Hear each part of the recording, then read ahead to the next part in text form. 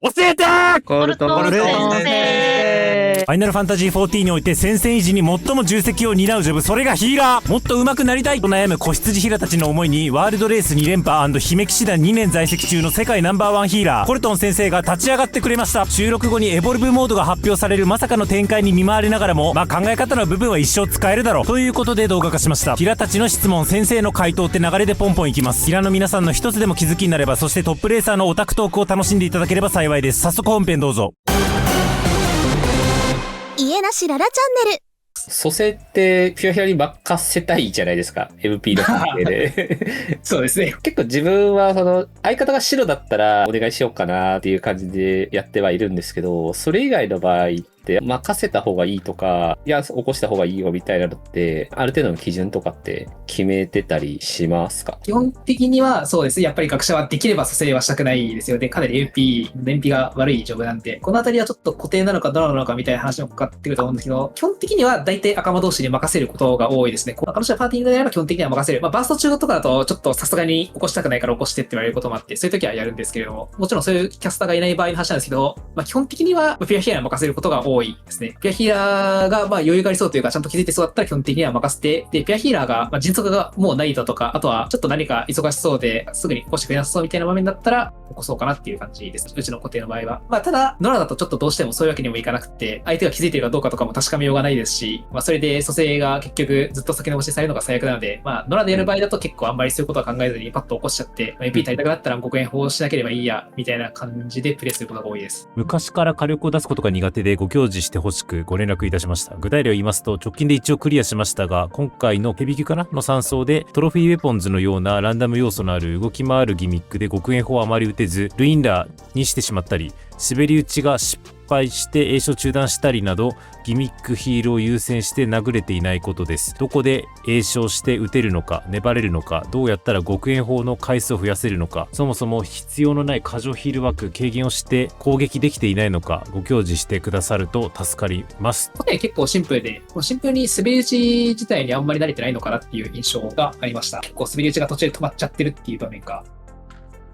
ことが怖いのはわかるんですけども、多分ヒールをしたせいで殴れてないんだみたいな問題は多分そんなになくって、ほんとシンプルに滑り打ちに慣れてないのかなっていう印象がありました。これ結論から言うと、滑り打ちみたいな部分の練習に特化した方がいいのかなと思ってまして、キャスターをやろうみたいな話になる気がしています。ちょっと今のキャスターって多分工夫する部分がなんていうか、動きやすいスキルを移動に合わせるみたいな要素が結構大きいと思うんですけど、それこそピットハンマーのハンマーだとか、車同士の3連マだとか、みたいな部分が結構スキル回しの工夫の部分として大きいのかなとは思いつつ、でもやっぱりキャスターってある程度滑り打ちみたいな部分もやっていかないといけないので、滑り打ち特化した練習をするのであれば、一旦ヒーラー離れてキャスターやってみるとかは結構ありな気はします。滑り打ちって栄唱ゲージの何割ぐらいがいいとかってあったりするんでしたっけ？これ何割ではないんですよね。多分何秒前、この言い方をしてるのはそのリザリクみたいにすごく長いやつだと、何割ではダメみたいな話になってしまうので、何秒前っていう話になると、これがまた難しい話して、これちょっと前に X とかでバズってた話なんですけども、どうやらゲームのフレームレートによって滑り打ちの受付時間といいますか、許容時間が変わってくるようでして、あんまり何秒っていうのは答えするのは難しいので、ちょっともうご自分の関係に慣れていただくしかない。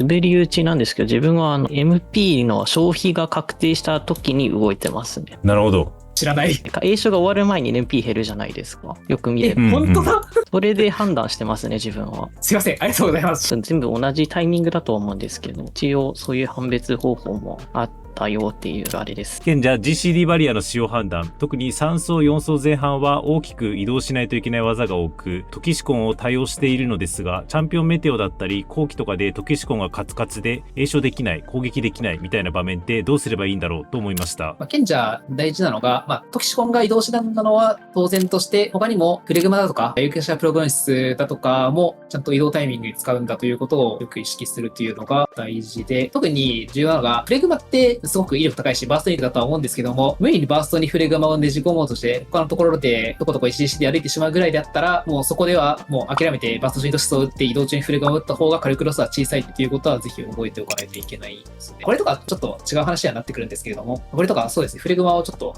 の周期の移動が始まる前の時点でもフレグマを打ってしまっているのはこれ勝ってないですね。これ希少な移動手段なので、この後有機者プログレスとかを移動に使っているのはナイスなんですけども、トキシコンっていうかアダースティングをたくさん使ってしまって、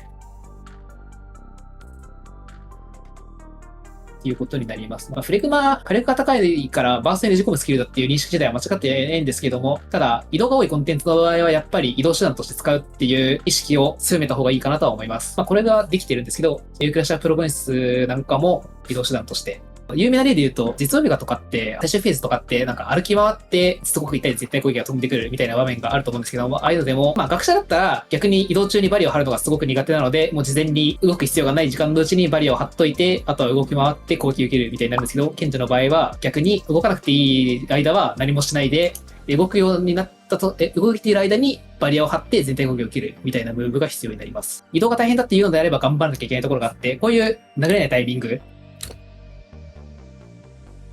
こういうタイミングでめちゃくちゃエアクラッシャーディアグノシスをみんなにばらまきまくるっていう、テクニックというか小ネタがありまして、これとか今、アダースティング1個の状態で、エアクラッシャープログレスだけ貼ってるので、飛んできて自分のが割れて1個回収みたいになってるんですけれども、ここで、この暇な間に、もう前の人に手当たりして適当にエアクラッシャーディアグノシスを巻きまくっておくと、この時点でアダースティングが2個回収できる。で、なんなら、もしかしたらこれタンクにも配っておけば、この塔の着弾ではバリアが割れなくって、この後さらに回収できるっていう可能性もありますね。これはちょっとわからない話なので、あれですけども、大事なのは、こういう殴れないフェーズ、もうエクラッシャーディアグノシスをたくさん打って、もう、アダースティングが全部回収してやるんだ、3つとも回収してやるんだっていうぐらいの気持ちが賢者は結構必要ですね。であとは賢者、やっぱり移動手段はもう一個有名なやつが、重要なやつがありますよね。使いどころ、ちょっと難しいスキルですけれども、保険にもなるので、温存したい気持ちもわかるんですけれども、こことかはもう明確にイカロスが強いポイントですよね。やっぱり賢者、ちょっと学者のルインナみたいな、お手軽スキルがないので、ない分、トキシコンとかでうまく回してるうちは火力ロスがないと言えば聞こえはいいんですけど、逆に言うと、もうそれでうまいこと回しきらないと結構大きめの火力ロスが発生してしまうというジョブになっているので、トキシコンだったり、あとはフレグマだったり、あとイカロスだったりっていうのは結構ちゃんとうまいことを使っていかないといけないジョブではあります。ディアグノシス貼る話あったと思うんですけど、エウクラシアディアグノシスとプログノシスのバリア割る判定が別にあるってことですか？そうではなくて、プログノシスは細かい話をすると、学者の話をすると、学者の意気健康の策と古武激励の策で貼られるバリアのバフの名前は同じなんですよね。どっちも古武なんですけれど、賢者の場合は、エウクラシアプログノシスで貼られるバリアのバフの名前はエウクラシアプログノシスで、エウクラシアディアグノシスで貼られるバリアのバフの名前はエウクラシアディアグノシスやってまして、エウクラシアプログノシスの方は自分についてるバリアが割られた時だけアダースティングを回収できる。で、エウクラシアディアグノシスは、誰のとか関係なく割れるとアダースティングがもらえるっていう仕様になってまして、で、重要なのは、エウクラシアプログノシスを持つと、エウクラシアディアグノシスのバリアの優先度なんですけども、この2つは同時付与はされません。で、両方付与しようとすると、エウクラシアディアグノシスの方が優先度が高いので、そっちが残ります。なので、エウクラシアプログノシスを1回打った後に、全体バリアを1回打った後に単体バリアを何人かに配ると、その何人か配られた人は単体バリアを受けた状態になっていて、残りの人は全体バリアをもらったみたいな状態になります。だから、例えば全体バリアを1回打って、あとは2人ぐらいに適当に単体バリアを割ると、自分の分とその人とその人で3個アダースティングがもらえるみたいな感じです。なるほど。消化フェーズに入っていて、ヒーラー目線だとダメージを出すようにヒールをオーバーヒールにならないように削っていくっていう段階のフェーズがあると思うんですけど、消化段階でも練習段階でここ痛かったよなーっていう部分でもう手癖で全体ヒールをしてしまうっていう癖がどうしても抜けなくて、でこういうのは結構消化段階だともう減らしていくのを心がけた方がいいのかなっていうのが一つ悩みとしてあります。どういう流れでこういうことを意識しながら減らしていくといいよみたいなことを教えていただければなと。これは正直目的によるというところがあると思ってまして、やりたいことというか目的が消化の勝率を高めること、ワイプの回数を減らすことなんだとしたら、オーバーヒールは削る必要はないと思ってます。というか、むしろ痛いかもなって思うところには躊躇なくバリアを張るぐらいでむしろいいと思ってます。普通、固定なのかノラなのかにもよりますけど、固定の場合は当然火力はもうクリア時よりもどんどん余裕になってくるので、なんならクリア時よりももっと増やしてもいいぐらいだと思っています。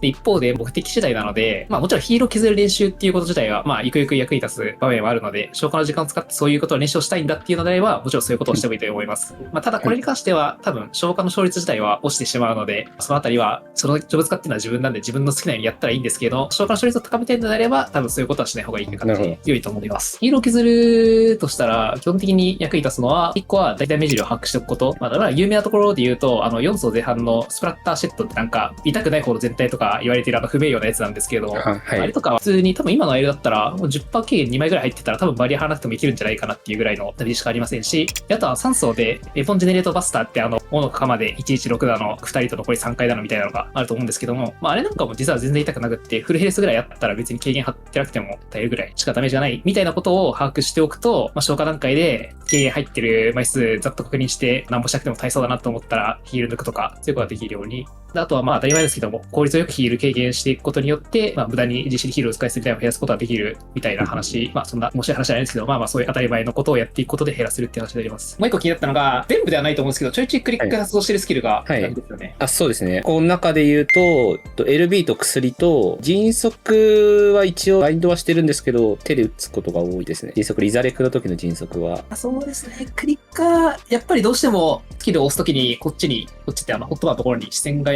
行かざるを得ないですし、あと、打つにも時間かかるので、特に LB なんかはもう1個からそういうことも割とあるので、できれば改善した方がいいかなとは思います。使ってるデバイスとかによってはちょっとスキルが多すぎて難しいって話もあると思うんですけど、だって何使ってらっしゃいますか？ボタンマウス。普通のサイドボタンしかない。一応ホイールはありますけど。サイドボタンがついてるマウスと、普通のキーボードみたいな。普通のキーボードですね。左手デバイスとかタボタンは使ってないです。タボタンマウスおすすめのものがあったんですけれども、生産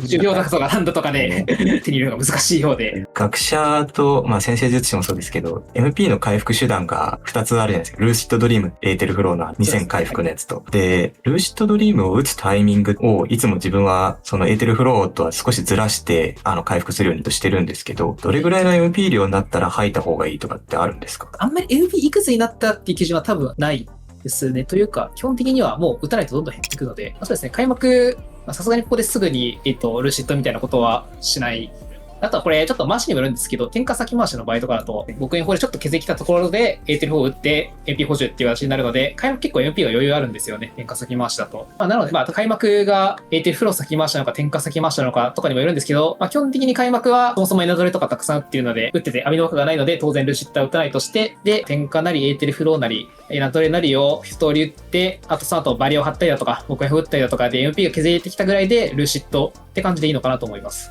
あとは、基本的にはその後、コンテンツ次第だとは思うんですけど、多分 MP がもう1万に張り付きっていうことには、多分そんなにならない。もしくは9000ぐらい保っているとかあると思うんですけど、と思いますので、特別な理由がなかったらもうその後は基本的には、ルシットはほぼ力打ち、エーテルフローも多分大体力打ちぐらい、宿取りの関係でずれるみたいなことあるとは思うんですけど、基本的には大体力打ちが基本。で、例外としては、例えば、それこそ8連講談だとか、時間圧縮集みたいな、もう明らかに MP を大量に使うっていう時間が控えていて、で、しかも今の時点では割と MP に余裕があるみたいな感じだったら、もしかしたらルーシッドドリームを戻してもいいかもしれないみたいな、そういう非常に限られた場面では、という感じかなと思います。基本的には開幕はそのエーテルフローなり点火なりを打って、でちょっと減ってきたらルーシッド。で、あとは、基本的には大体力打ちで問題ないとは思います。そのヒールワークの検討はどういうふうに検討しているのかっていうと、自分で考えるのと、あとは他の人がどうやってるのかなっていうのを両面で進めていくっていう感じで検討してるんですかね。自分の場合は、一旦自分でコンテンツをやってみて、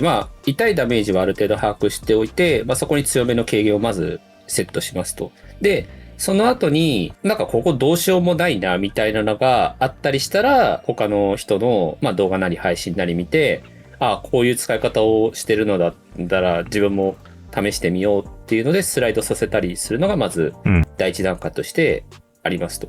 で、その後に、例えばその4分の時に120スキルを打つってなったら、2分から4分までの間って打てないじゃないですか。でも逆に言うと、0分から2分の間って打てるじゃないですか。だからそれの中で、どっか適当でもぴったりでもいいんですけど、入れられる場所ないかなみたいな感じで埋めてって、ここまでに打ってたら、一番打ちたい4分のとこに戻ってくるみたいな感じで、ちょっとずつ後ろから前にタイムラインをずらしてって、ここ打ったら戻ってくるから大丈夫みたいなのをどんどん埋めていくっていう感じで自分は組み立ててます。一番痛いところをスタートにしてるってことなんですか？そうですね。ここは絶対これを打ちたいっていうのはもう結構決めたりして、そこから軸で決めてます。で、今回は4層の後半の怒涛の話とかだと、最初に怒涛を入れてたのは模倣の線確定して3回するところで、